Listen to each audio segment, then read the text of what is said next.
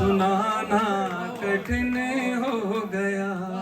अब तो गजलें सुनाना कठिन हो गया।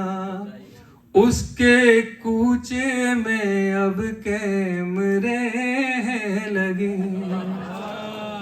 उसके कूचे में अब कैमरे लगे।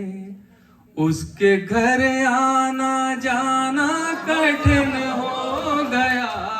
अब तो गजलें सुनाना कठिन हो गया।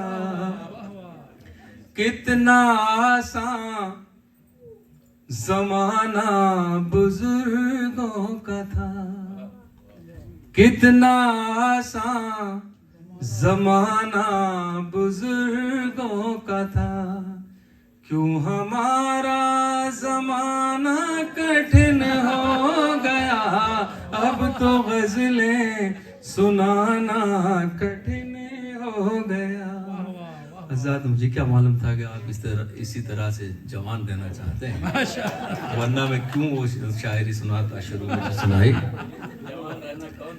हाँ, हर आदमी जवानी में मरता है, बुजुर्ग हो के कोई नहीं मरता।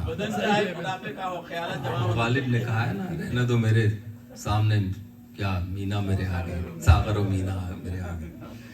तो जी महफिल में आने लगी है आजकल, अब तो बेगम को लाना कठिन हो। बिल्कुल सही है। नूर भाई खुश रहे। नूर भाई का भी जवाब नहीं है। वाह वाह वाह।